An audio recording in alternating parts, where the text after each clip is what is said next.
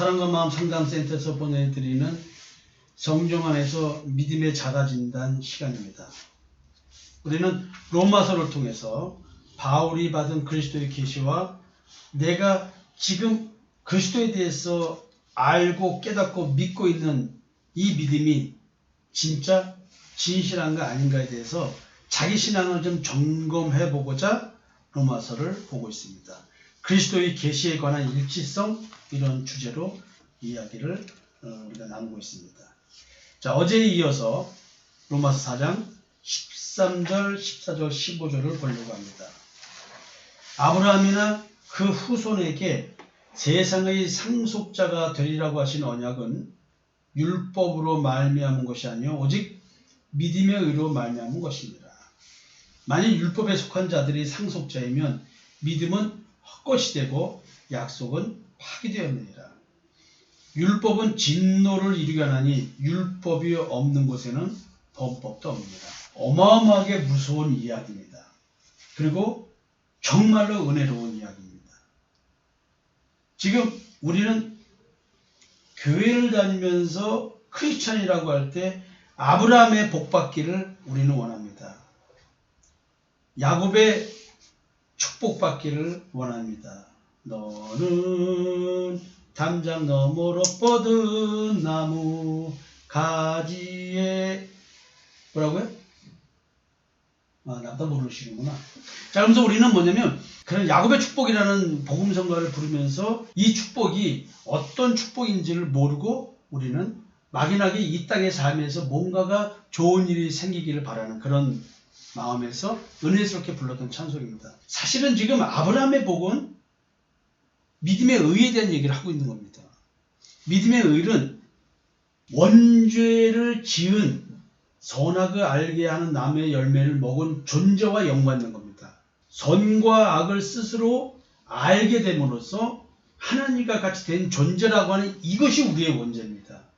그래서 그 선악을 알게 한 나무의 열매를 먹은 원죄를 지닌 존재가 이 땅의 삶을 어떻게 지금 살아가고 있냐는 얘기를 대형 사건 사고가 아니라 오늘도 일상적인 내 삶 속에서 보라라는 얘기를 해드린 거예요. 근데 이걸 잘 이해를 못하더라. 인간의 본질을 얘기하면서 그런 얘기를 해드렸습니다. 지금 세상의 상속자라는 말, 이 말은 율법을 갖고 율법을 문자대로 행위로 준수하면서 율법을 철저히 준수하는 하나님 앞에 의로운 자, 이런 식의 얘기가 아니라는 얘기를 지금 바울이 하고 있는 거예요. 율법의 대가였던 바울이 예수를 만나고 나서 율법 해석을 달리하는 눈이 떠진 거예요. 마음의 눈이 밝아지니까 성경 해석이 달라지는 거예요. 신앙이 달라지는 거예요. 하나님을 바라보는 관점이 바뀐 겁니다.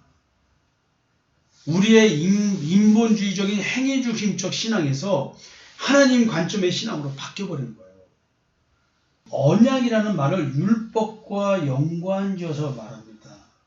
우리는 하나님의 언약이 율법을 지키면 이루어지는 걸로 알고 있는데 그게 아니라 율법은 우리가 죄에 지배받는 존재라는 걸 깨닫고 율법을 통해서 대속의 은총으로 오시는 예수 그리스도를 바라보라는 얘기라는 거거든. 근데 어찌된 일인지 그리스도는 바라보지 않고 메시아를 기다린다고 하면서 올바른 메시아를 바라보는 것이 아니라 죄의 지배에서 해방시켜 주시는 메시아를 기다리는 것이 아니라 현실의 삶의 문제를 풀어주는 사회적, 정치적, 경제적 문제를 풀어줄 그런 메시아를 바랐다. 그래서 예수님이 오병이어의 기적을 베풀어 주시면서 너희들이 잘못 기다리고 있다. 메시아를 잘못 생각하고 있다. 이런 얘기를 지적해 주는 거예요. 썩을 양식을 구하지 마라. 영생이 있는 양식을 구하라. 이런 얘기를 하는 거예요. 믿음의 의, 상속자는 믿음의 의. 이자가 상속자다. 아브라함에게 씨의 축복을 준 것. 그 이삭은 씨의 축복이 아니라니까. 야곱이 씨의 축복이 아니라니까. 씨의 축복은 누구라고요? 그리스도를 말하는 거야. 근데 아브라함이 이삭에게 그 그리스도를 가르쳐줬고 이삭이 자기 아들 야곱에게 그리스도를 가르쳐주는 거야. 이삭이 축복이 아니라니까요. 애를 못 낳는 사라가 애를 낳은 이걸 축복을 말하는 게 아니야. 사라는 엄마를 말하는 게 아니라 신앙의 어머니. 자유자의 어머니, 언약으로 자식을 낳는다는 이야기를 해주는 거예요. 생명나무의 열매를 맺느냐, 선악을 알게 한 나무의 열매를 맺느냐. 자기 의의 열매를 맺는 신앙생활을 하게 하는 엄마냐, 믿음의 의의 열매를 맺게 해주는 엄마냐. 이 얘기를 비유적으로 설명하는 거예요. 그냥 사라는 엄마를 말하는 게 아니야. 하가는 엄마를 말하는 게 아니야. 어떤 신앙의 원리를 갖고 하느냐를 설명해 주는 거라. 그 믿음의 의를 얘기하는 것은 아브라함의 복이 이것부터 출발된다는 얘기라는 거예요. 우리 가정이 아브라함의 가정이 되기를 원합니다라는 것은 우리 가정이 행위적인 신앙이 아니라 마음으로 믿는 믿음의 의를 이루는 가정이 되게 해달라는 기도인데 그것이 뭔지를 모르는 거야. 이삭의 축복, 야곱의 축복은 그 믿음의 의를 가진 가정을 말하는 거예요. 우리 가정 세상적으로는 별 볼 일 없고 아무것도 없어도 우리는 믿음의 의가 있는 가정이야. 이 얘기를 하는 거예요. 율법에 속한 자들이 상속자라면 믿음은 헛된 것이 된다. 그럼 그리스도가 헛된 것이 되겠죠? 그럼 하나님도 헛된 거야. 그러니까 우리가 말라기 이제 마지막 설교 하나 남았어요. 말라기 선지자를 통해서 하나님은 뭘 지적하고 계세요? 너희들이 예수 그리스도를 잃어버렸다. 너희들이 율법적 신앙생활을 하는데 율법을 통해서 정작 깨닫고 소망해야 될 것은 그리스도 메시아다. 근데 너희들이 왜 그 메시아에 대한 이야기를 현실로 가져오느냐. 너희들의 육신의 삶과 연결시키냐. 이 얘기를 하고 있는 거냐. 끊임없이. 너희들이 그렇게 신앙생활을 하는 것이 타락이다. 영광은 부활의 영광을 말하는 거야. 지금 이 얘기를 하고 있는 거예요. 바울도 이 얘기를 하고 있는 거예요. 사실은.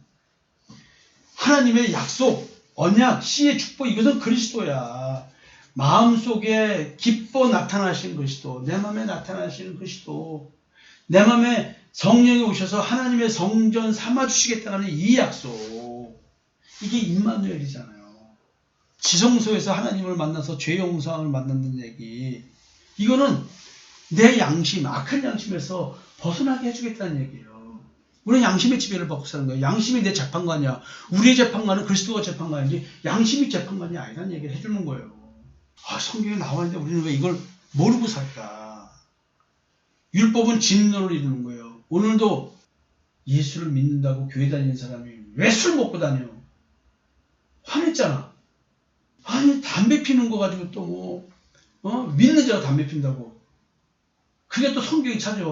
근데 담배 피라는 말이 없어. 그러니까 뭐 연기 뭐 이런 걸 찾아가 또 담배로 얘기해.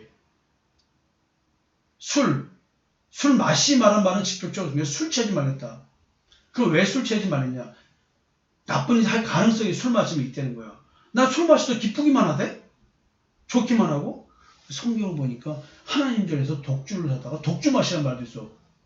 그럼 왜 그 말을 안 지켜? 오늘 양주 독한 거 우리 한번 십자가 앞에서 마셔봅시다. 성경에 또 독주 마시라는 말도 있으니까. 왜 술 취하지 말라는 말? 그러면 내가 늘 얘기잖아. 나같이 소주 입에 넣었다면 뱉어도 취하는 사람이 있고 소주 한 병 마셔도 안 취하는 사람이 있어. 취하지 말라 그랬으니까 나 안 취해. 그 술 마시면 되는 거 아니야. 그냥 한 거풀만 뱉기면 성경이 아닌 얘기야. 말씀이 아닌 얘기를 하는데 그런 게 매여서 신앙생활을 왜 우리는 했냐는 거지. 참 안타까워요. 율법은 진노를 일으키게 한다. 이 율법이란 말은 기준이야. 기준. 이렇게 해라. 이렇게 하지 마라. 그것은 진노를 이루는 거야. 그러니까 폭력이 이루어지는 거야. 그래서 내 마음에 뭐야.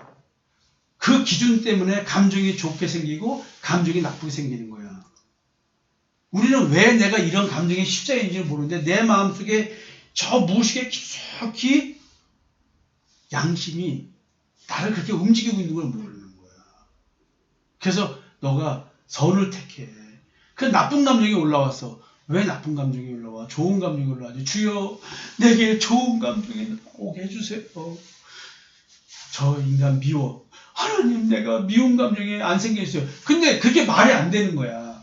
내 속에는 이미 기준이 있어가지고 미운 감정과 사랑하는 감정이 생길 수밖에 없는 거야. 왜? 그 기준에서 만들어내는데 이 기준을 없애기 전에는 안 되는 거야. 그래서 율법이 진노를 이루고 좋은 감정을 이루고 하는 거야. 좋은 감정일 땐 괜찮아. 진노를 이룰 때는 미치고 환장하는 거 아니야. 바짝 뛰고. 자, 율법이 없는 것에는 범법도 없다. 쉽게 말하면 죄를 범하는 게 없다는 거야. 그러니까 내 마음속에 기준이 없으면 내가 상대를 판단하고 해야 할 게 있어요, 없어요? 없어. 이거는 내가 하나님 앞에 서 있는 나의 존재에 대한 얘기야. 세상에 나가가지고 이런들 어떠하니 저런들 어떠하니 지금 그런 게 아니라고. 세상에서 교통법규를 어기면 어떠고 지키면 어때 이런 식의 얘기를 하는 게 아니에요. 살인하면 어때 뭐 하면 어때 그런 얘기를 하는 게 아니야. 세상에는 세상대로 살아야 되는 거예요. 법을 지키고 도덕과 윤리대로 살고 세상에서 문제될 일 만드는 건 안 되는 거야. 그건 구원과 무관한 얘기예요. 근데 사람들은 하나님의 심판과 구원을 연관짓지 않고 신앙생활을 하니까 자꾸 도덕과 윤리로 가져가는 경향이 있는 거죠. 그건 인본주의 신앙이야. 우리는 죄의 집에서 해방되는 얘기를 하는 거지 이 땅에서 바르게 살아가기 위해서 예수 믿는 게 아니에요. 그럼 나쁘게 살아야 되게 왜 자꾸 그런 얘기를 하냐는 거지. 그런 얘기 하고자 하는 게 아니다. 성경은.